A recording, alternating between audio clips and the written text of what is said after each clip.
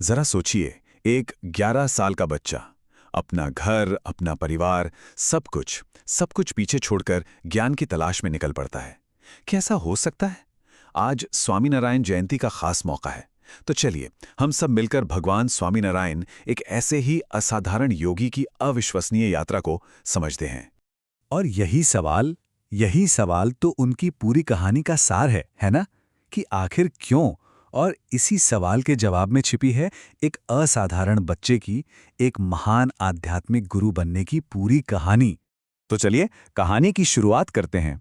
बिल्कुल शुरू से, उनके जन्म के नाम घनश्याम पांडे और उस माहौल से जहां उन्होंने पहली बार अपनी आंखें खोलीं। कल्पना कीजिए, 18वीं सदी का भारत। एक ऐसा समय था वो जब देश में हर तरफ, मतलब सामाजिक और राजनीतिक दोनों ही स्तरों पर बड़ी उथल-पुथल मची हुई थी। और ऐसे ही समय में 3 अप्रैल 1781 को रामनवमी के बहुत ही पावन दिन छपैया नाम की जगह पर घनश्याम का जन्म होता है। उनके माता पिता धर्मदेव और भक्ति माता बहुत ही आस्थावान लोग थे, तो जाहिर है घर का जो आध्यात्मिक माहौल था वही घनश्याम की पहली पाठशाला बनो। और फिर जिंदगी ने एक बहुत बड़ा मोड़ लिया। सिर्फ 11 साल की उम्र में, वो उम्र जब बच्चे बस दुनिया को समझना ही शुरू करते हैं, घनश्याम के सिर से माता पिता का साया उठ गया। अब कोई भी होता तो शायद टूट जाता, है ना? पर घनश्याम टूटे नहीं, बल्कि इस घटना ने उनके अंदर की जो आध्यात्मिक आग थी ना, उसे और भी ज्यादा भड़का दिया। और उन्होंने एक ऐसा फैसला लिया जिसके बारे में सोचना भी हम सब के लिए बहुत मुश्किल है। घर छोड़ने के बाद घनश्याम पांडे ने एक नई पहचान अपनाई, एक तपस्वी की पहचान, और नाम रखा नीलकंठ वर्णी। और बस यहीं से शुरू हुई पूरे भारत में उनकी वो महान आध्यात्मिक खोज। अगले 7 साल सोच के देखिए, पूरे 7 साल। ये कोई मामूली यात्रा नहीं थी, ये तो एक कठोर तपस्या थी, वो भी नंगे पांव, देश के एक कोने से दूसरे कोने तक।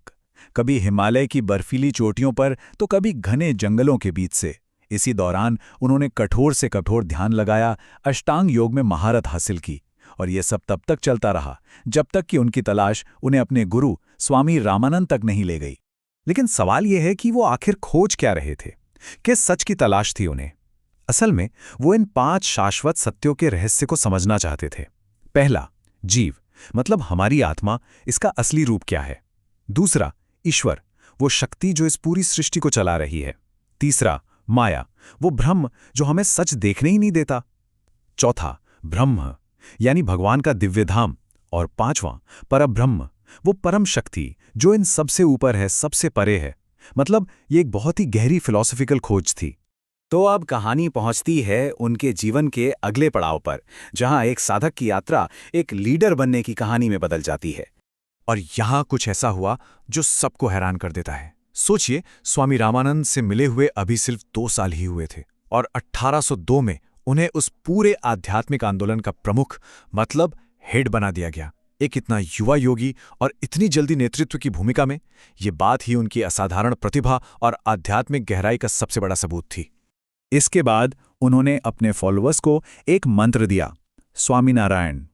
और ये मंत्र इतना पावरफुल और इतना जरूरी बन गया कि देखते ही देखते पूरा का पूरा आध्यात्मिक संगठन जो स्वामीनारायण संप्रदाय है, वो इसी नाम से मशहूर हो गया। अपने लीडरशिप में उन्होंने एक बात पर बहुत जोर दिया, और वो थी एक ही ईश्वर, यानी कृष्ण या नारायण की भक्ति। ये उनके आध्यात्मिक दर्शन का, उनकी फिलॉसफी का एक बहुत ही जरूरी हिस्सा था। तो चलिए, अब उनकी जीवन कहानी से थोड़ा आगे बढ़ते हैं और उन टीचिंग्स और सोशल रिफॉर्म्स पर फोकस करते हैं जिनकी उन्होंने हमेशा वकालत की। उनकी जो शिक्षाएं थी ना, वो सिर्फ किताबों तक ही सीमित नहीं थी। नहीं, वो तो समाज को बदलने का एक जरिया थी।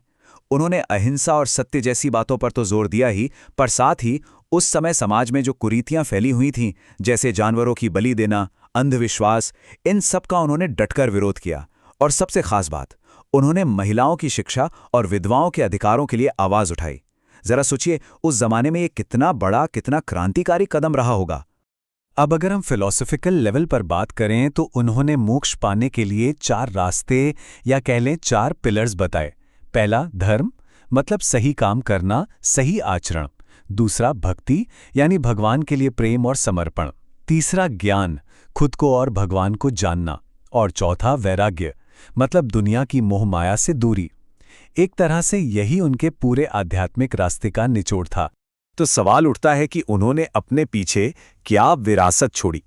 चलिए अब उनकी उस स्थायी विरासत को और उनके बनाए आंदोलन के विकास को समझते हैं। देखिए, उनका जो असर था ना, वो सिर्फ एक चीज तक ही सीमित नहीं था। इसे हम 3 हिस्सों में देख सकते हैं। पहला, आध्यात्मिक, उन्होंने लोगों को मोक्ष का रास्ता दिखाया। दूसरा, सामाजिक, उन्होंने समाज में बराबरी और सुधार की बात की। और तीसरा, नैतिक, उन्होंने अनुशासन और अच्छे आचरण पर जोर दिया। इन तीनों चीजों ने मिलकर समाज पर एक बहुत गहरा और लास्टिंग इम्पैक्ट डाला। और उन्होंने जो आंदोलन शुरू किया था, वो आज एक ग्लोबल ऑर्गेनाइजेशन बन चुका है। इसकी जड़ें गुजरात में तो बहुत गहरी हैं ही, पर इसका असर आज पूरी दुनिया में महसूस किया जाता है। घनश्याम पांडे, याद है वो बच्चा जो एक छोटे से गांव में पैदा हुआ था? नीलकंठ वर्णी, वो युवा तपस्वी जिसने सच की तलाश में पूरा देश छान मारा। और फिर सहजानंद स्वामी, वो लीडर जिसने विश्वास और सोशल रिफॉर्म की एक ऐसी ग्लोबल विरासत खड़ी की जो आज भी कायम है। तो अंत में एक सवाल हम सबके लिए है। उनकी दी हुई इतनी सारी शिक्षाओं में से, चाहे वो समाज सुधार की बातें हों या नैतिकता की, आज के समय में हमारे लिए सबसे ज्यादा रेलेवेंट क्या है? शायद इसी सवाल में उनकी विरासत आज भी जिंदा है।